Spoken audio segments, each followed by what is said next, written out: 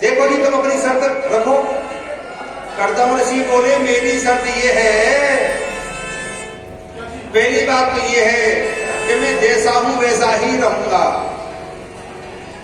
ऐसा नहीं है कि शादी होने के बाद में अपनी दिनचर्या बदल लूं। मेरा जो शेड्यूल दिन का, सुबह का, रात का जो दिन का है उसमें कोई परिवर्तन नहीं करूंगा। ऐसा नहीं है कि शादी होने के बाद भजन, पूजा, यज्ञ, ध्यान, साधना सब खत्म। मेरा जो क्रम चला हुआ है उसको मैं कदापि बिल्कुल भी बदलाव नहीं करूंगा। मेरे मन में आई 1000 साल तपस्या की तो मैं बैठूंगा ही। तुम्हारी बेटी फिर क्यों कहने ना लगेगी अब तुमने शादी क्यों करी, जब ये 1000 साल तक तुम्हें आंख बंद करके बैठना था तो ये मुझे बर्दाश्त नहीं होगा। कहो अपनी बेटी से पूछो।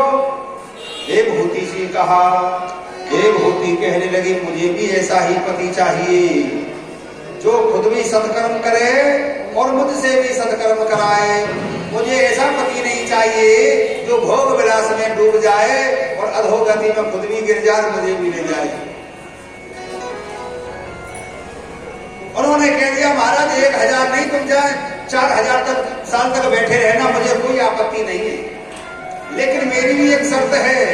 देवहूति बोली चाहे पूरी जिंदगी तपस्या करना और मैं तुम्हारी सेवा करूंगी, लेकिन एक बेटा तुम्हें देना पड़ेगा मुझे। गृहस्थ का जीवन जब भी सरस होता है जब संतान उत्पन्न हो, तो ऐसी कामना उन्होंने करी। कर्दम ऋषि बोले ठीक है, ये इच्छा हम तुम्हारी जरूर पूरी करेंगे। आज देवहूति और नारद जी की उपस्थिति में कर्दम ऋषि की शादी हो गई। हमारे धर्म ग्रंथों में शादी करने की 8 विधि हैं। 8 विधि हमारे धर्म ग्रंथों में शादी करने की है। सबसे पहले नंबर पर आती है ब्रह्म पद्धति से शादी। ब्रह्म पद्धति वो होती है जैसे आजकल शादियां होती हैं, दूल्हा सज के आता है, परिवार वाले रिश्तेदार साथ में आते हैं, उधर बेटी वाले लोग जो होते हैं, सारी रस्में होती हैं और उसके बाद अग्नि को साक्षी मान करके यज्ञ होता है, फेरे लेते हैं, सप्तपदी करते हैं और वचन लेते हैं और जयमाला डालते हैं। तो यह ब्रह्म पद्धति। सब गवाह होते हैं, उसमें जल भी गवाह होता है, कलश देवता गवाह होता है, अग्नि गवाह होती है, रिश्तेदार गवाह होते हैं, दोनों पक्ष के लोग होते हैं। वो कहते हैं हम गवाह हैं, हमारे सामने इन्होंने अग्नि को साक्षी मान करके जीवन भर साथ रहने का वायदा किया है। एक होती है देव पद्धति, उसके द्वारा देवताओं की शादी होती है। एक आर्य, उसमें ज्यादा विधान नहीं होता, केवल लड़का लड़की आए, हवन किया, माला डाली, शादी हो गई। एक प्रजापत्य पद्धति है और एक असुर पद्धति है। असुर पद्धति कैसी है? बड़े बड़े दुष्ट लोग होते थे असुर, किसी की लड़की या कोई स्त्री सुंदर देखी, जबरदस्ती उठा लाए और घर ला करके उसको प्रताड़ित किया और जबरदस्ती शादी फेरे ले लेना, ये असुर विवाह है। नंबर 6 पे आता गंधर्व विवाह। गंधर्व विवाह वो होता है कि तेरी मेरी राजी तो क्या करेगो काजी। माला डाली बस हो। राक्षस विवाह है। राक्षस ऐसे करते हैं, राक्षसों के पास कई प्रकार की लीलाएं होती है, माया होती है, वो रूप बदल लेते हैं। पहले सुंदर बन गए राजा महाराजा के रूप में या किसी में, और किसी को बहका लिया और शादी कर ली और फिर अपने असली रूप में आ गए। अब वो बेचारी कहां जाएगी, फंस गई जिंदगी भर के लिए। तो वो है। और सबसे पिशाच विवाह। पिशाच विवाह में ऐसा होता है जिसमें जानवर काट काट के भोजन में परोसे जाती, जिसमें शराब परोसी जाती है, जिसमें लड़कियां होती हैं, वो पिशाचों का विवाह है। जिसमें गाली गलौज खूब मारधाड़ होती है, भगदड़ मचती है, कभी बरात भूखी भाग जाए। बोलो के बिहारी लाल की जय। आज इनकी शादी हो गई और आज मनु महाराज अपनी बेटी को सौंप करके और वहां से चल दिए। महाराज मनु जो रहते बरहिस्पति नाम की उनकी नगरी है, और वहां आकर के उन्होंने अपने मनवंतर के एक 75 चतुर्युग यानी 75 चतुर्युग, चारों युग मिलाकर के एक युग वो बनता है। चतुर्युग जो होता है यानी चारों, सतयुग, द्वापर, त्रेता, कलयुग लगा करके एक चतुर्युग हो गया। इन्होंने 75 चतुर्युग पार करके इन्होंने मनु संहिता लिखी है। इन्होंने एक पुस्तक लिखी मनु संहिता, मनु स्मृति। उसमें इन्होंने अपने जीवन की ज्ञान की बहुत बातों का उल्लेख किया है। अब इधर क्या है कि महाराज मनु तो अपने राज्य में आ गए और देवहूति वहां रह गई कर्दम ऋषि के साथ कुटिया में। कर्दम ऋषि तो अगले दिन ही समाधि में बैठ गए। अब समाधि में बैठ गए, बहुत समय गुजर गया।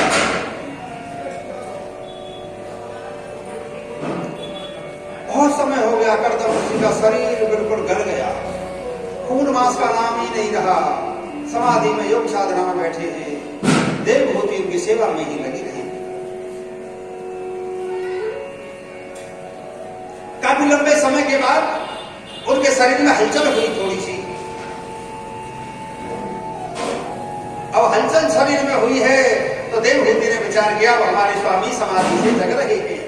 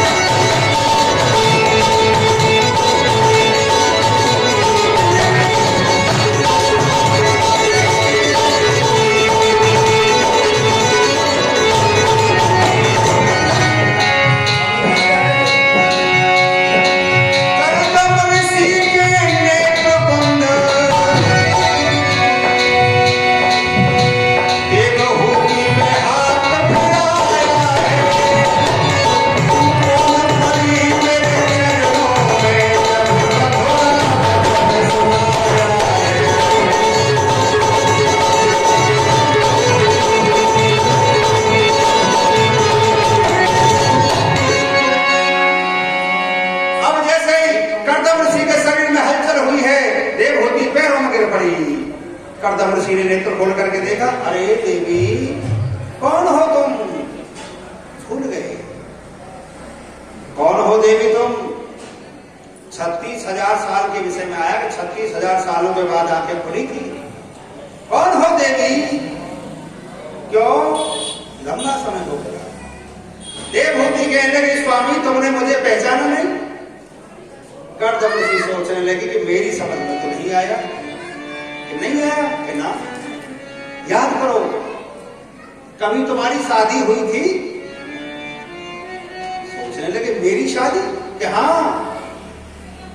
अब उन्होंने दिमाग को फिर पीछे लौटाया, बोले हाँ कुछ कुछ याद मुझे आ रहा है। हाँ मेरी शादी हुई। अरे देवी तुमने भी बड़ा घोर तप किया है। मैं समाधि में बैठ गया, मुझे ध्यान नहीं रहा, लंबे समय तक के लिए मेरी सांस खिंच गई। लेकिन देवी तुम तो बड़ी धन्य हो। इतने समय तक तुमने सर्दी बरसात गर्मी को सहन किया, भूख प्यास को सहन किया और तुमने हमारे शरीर की रक्षा करी। हम तुम पर बड़े प्रसन्न हैं, बहुत प्रसन्न हैं हम तुम पर देवी। हमसे आप कुछ वरदान मांग लीजिए। देवभूति बोली स्वामी मैं वरदान क्या मांगू? अरे आप मेरे हैं, सब कुछ मेरे पास है, मुझे कुछ नहीं चाहिए। बस यही बात है कि अब कम से कम जितने दिन तक तुमने समाधि लगा करके रहे हो, अब इतने दिन तक कम से कम बिना समाधि के भी रहना।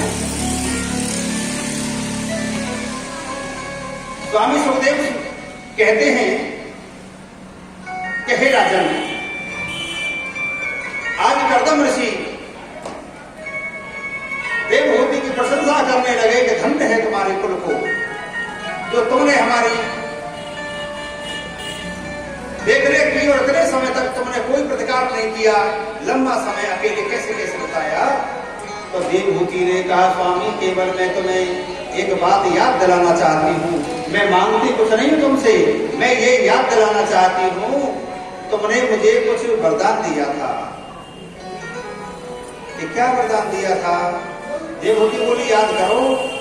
कर्दम ऋषि बोले हाँ, जब मेरी शादी हुई थी तो तुमने मुझसे वचन लिया था और मैंने तुम्हें एक वचन दिया था कि तुम्हारे एक बेटा जरूर होगा, इस प्रकार का मैंने आशीर्वाद दिया था।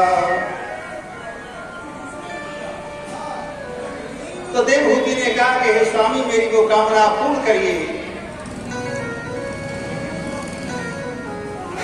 कर्दम ऋषि कहने लगे अरे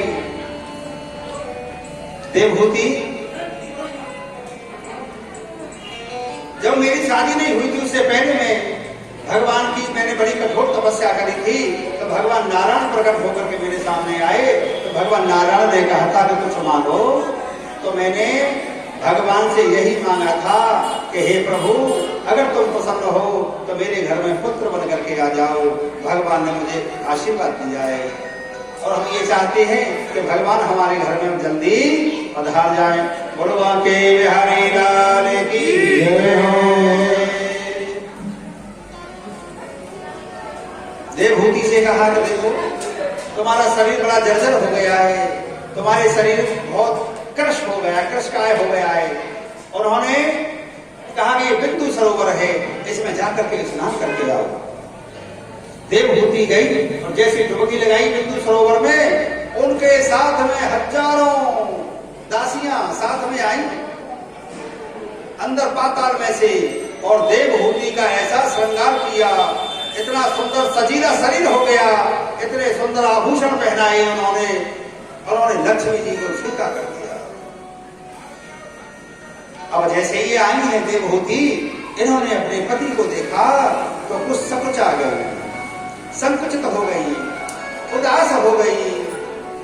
कर्दम ऋषि सोचने लगे अरे देवी तुम्हें तो खुशी होना चाहिए था, लेकिन तुम चेहरे से लग रहा है कि आप दुखी हैं, उदास हैं, परेशान क्यों? कर्दम ऋषि बोले मैं समझ गया हूं तुम्हारी उदासी की वजह। तुम ये चाहती हो कि तुम्हारा शरीर तो बहुत सजीला हो गया और मेरी तमाम हड्डियां दिख रही हैं, मेरी आंख एक गड्ढे में धसी हुई दिख रही है, मेरे शरीर में जान नहीं है, पिंजर हो गया मेरा शरीर। तुम चिंता मत करो। वो बेचारे धीरे धीरे धीरे धीरे धीरे धीरे गए और उन्होंने बिंदु सरोवर में डुबकी लगाई। तो बिंदु सरोवर जैसे ही छाल मार करके बाहर को निकले तो उनका भी पहलवानों जैसा अष्टभुज शरीर बन गया, इतना सुंदर शरीर उनका हो गया। बड़े प्रसन्न हुई देवहूति और देवहूति के प्रसन्न होने पर कर्दम ऋषि बोले देवी मैंने तो तपस्या करी है, लेकिन मैंने रह करके जो मेरी सेवा करी है वो भी तपस्या के ही बराबर है।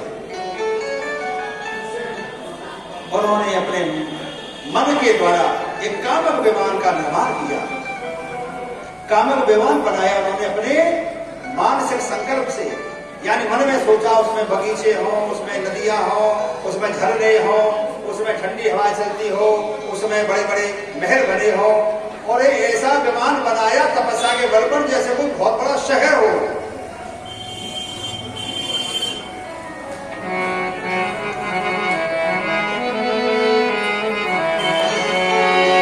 और कन्हैया तुम्हें एक नजर देखना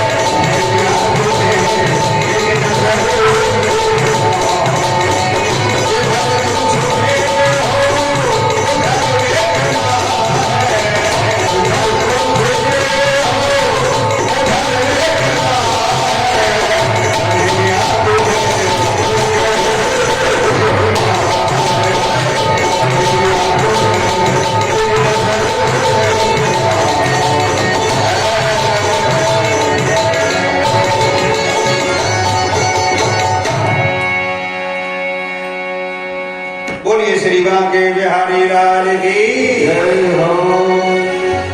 देखिए कितने बदल गए।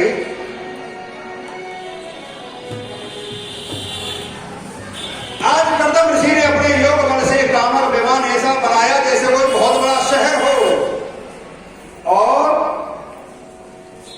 संसारिक जितनी भी सुख सुविधाएं थी वो सारी उसके अंदर विद्यमान थी।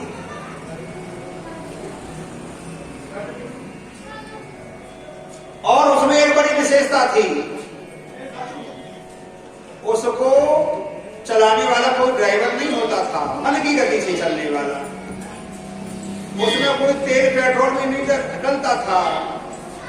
पूरा शहर का शहर मन में संकल्प किया, आकाश में चलो, पहुंच गए वहीं रुक गया विमान। मन में आई किसी ठंडे क्षेत्र में चलो, मन में आई किसी नदियों के किनारे चलो, मन में आया किसी पहाड़ों के किनारे चलो। ऐसे ही विमान इधर से उधर, इधर से उधर, इधर से उधर घूमता रहा। विमानहारी बन गए तमधारी जो थे, वो विमानहारी बन गए। सुबह का समय बहुत जल्दी व्यतीत हो जाता है, पता नहीं चलती समय की। अब देखो, अच्छे से पेट भर के भोजन खाने के बाद सो जाते हैं, सुबह खुलती, रात का पता नहीं चलता। रात का पता जब चलता है जब पेट में दर्द हो रहा हो, बुखार आ रहा हो, या भोजन न मिला हो, नींद ना आ रही हो, तब लगता है आज की रात तो बड़ी लंबी हो गई। बाकी रात तो एक पल में खत्म हो जाती थी, खाया पिया सो गए, आंख खोली तो सवेरा, लेकिन वो रात बड़ी लंबी लगती